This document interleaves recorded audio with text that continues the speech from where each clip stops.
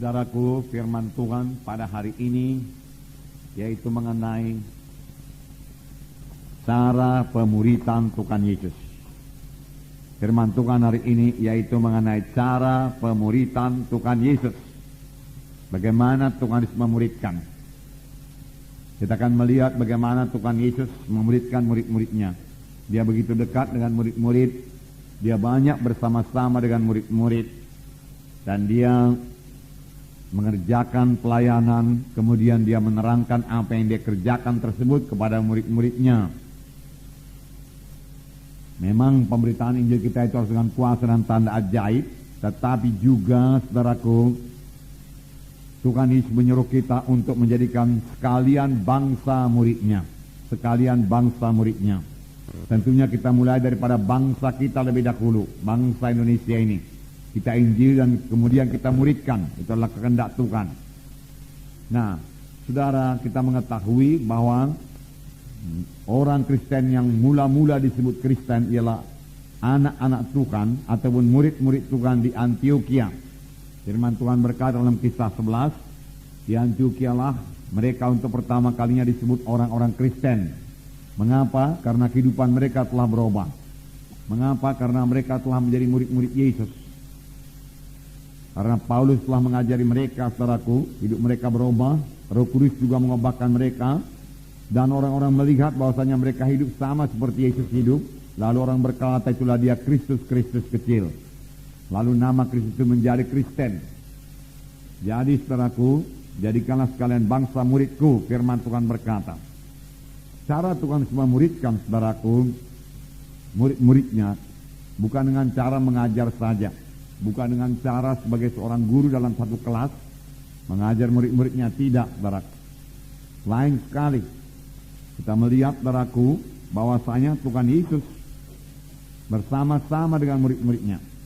Mereka intim, murid-muridnya intim dengan dia. Mereka melayani bersama-sama. Yesus mengerjakan mujizat, saudaraku. Yesus memberitakan Injil. Yesus mengajar dengan perumpamaan. Tetapi kemudian ketika dia bersama-sama dengan murid-murid dan murid-murid bertanya tentang perumpamaan yang diajarkan Tuhan Yesus, tentang pekerjaan pelayan yang dilakukan oleh Tuhan Yesus, Tuhan Yesus menerangkannya kepada murid-muridnya. Kisah 1 ayat 1 berkata, Lukas menuliskan segala sesuatu yang dikerjakan Yesus dan diajarkan oleh Tuhan Yesus. Segala sesuatu yang dikerjakan oleh Tuhan Yesus dan diajarkan oleh Tuhan Yesus. Itulah isinya, saudaraku, Kisah Rasul. Itulah segala sesuatu yang dikerjakan Yesus dan juga, saudaraku, diajarkan oleh Tuhan Yesus. Murid-murid yang dipilih oleh Tuhan Yesus, saudaraku, bukanlah orang-orang yang terkemuka, terpelajar, saudara, tetapi orang-orang biasa saja. Tetapi mereka berubah. Dan, saudaraku, pemberitaan mereka sangat berhasil dan sangat berkuasa. Pelayanan mereka sangat berhasil dan sangat berkuasa. Dalam Kisah 4 ayat 13 dikatakan bahwasanya murid-murid Tuhan Yesus telah berubah. Pada ayat 13 saya membacakan kepada saudara. Ketika sidang itu melihat keberanian Petrus dan Yohanes dan mengetahui bahwa keduanya orang biasa yang tidak terpelajar, heranlah mereka dan mereka mengenal keduanya sebagai pengikut Kristus. Jadi mereka telah banyak berubah. Petrus berubah, orang biasa yang tidak terpelajar, kemudian dia mengajar dan sangat berkuasa dalam urapan Tuhan, dan dia memberikan satu pernyataan yang luar biasa. Keselamatan tidak ada di dalam seorang pun, karena di bawah kolong langit ini tidak ada nama lain yang dikaruniakan kepada manusia yang dalamnya manusia itu boleh selamat. Dan ketika sidang itu melihat keberanian Petrus dan Yohanes dan mengetahui bahwa keduanya orang biasa yang tidak terpelajar, heranlah mereka itu. Dan mereka mengetahui bahwasanya Petrus dan Yohanes adalah murid-murid Yesus, pengikut Yesus, saudara. Jadi berubah. Saudara, biar kita berhasil dalam memuridkan. Murid-murid juga pada mulanya banyak sekali kekurangan. Murid-murid lupa kepada firman Tuhan.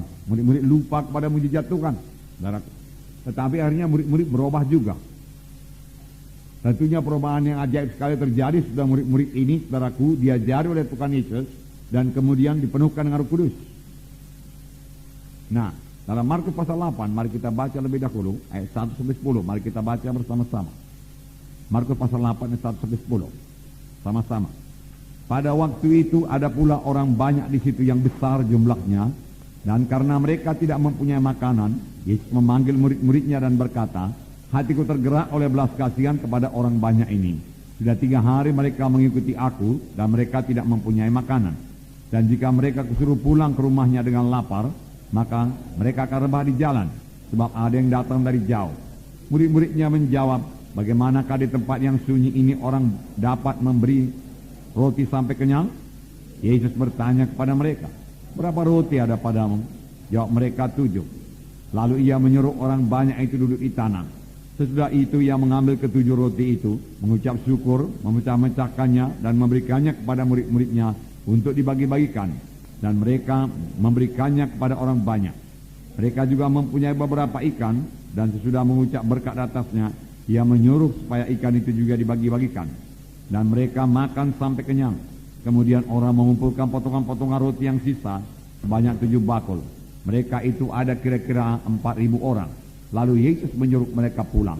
Ia segera ke perahu dengan murid-muridnya dan bertolak ke daerah Dalmanuta. Ia segera ke perahu dengan murid-muridnya. Jadi Tuhan selalu bersama-sama dengan murid-muridnya. Kalau kita mau memuridkan saudaraku, kita harus banyak bersama-sama dengan murid-murid kita itu. Banyak mengunjungi mereka, saudaraku.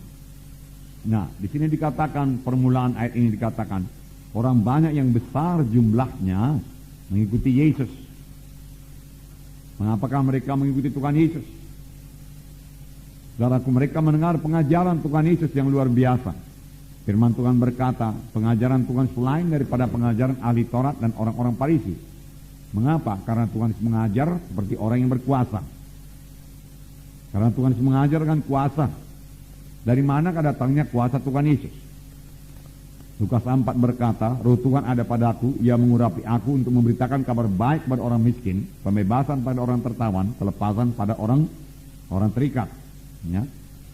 Dan memberitakan tahu rahmat Tuhan telah datang. Jadi dengan apakah Tuhan melayani, saudaraku? Dengan urapan Roh Kudus. Roh Kudus yang sama mengurapi kita sekarang. Amin, saudara.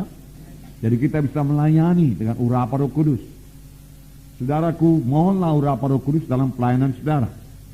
Dengan urapan Roh Kudus, saudaraku, firman Tuhan menjadi berkuasa. Karena firman Tuhan berkata, huruf itu mematikan, tapi roh itu yang menghidupkan. Tanpa urapan Roh Kudus, firman Tuhan yang kita bawa beritakan mati saja. Sesuatu yang mati tidak akan bawa kehidupan. Tetapi firman Tuhan yang hidup dan berkuasa karena urapan Roh Kudus, saudaraku, akan membawa jiwa-jiwa kepada keselamatan. Jadi pemberitaan kita, saudara, harus disertai dengan urapan Roh Kudus.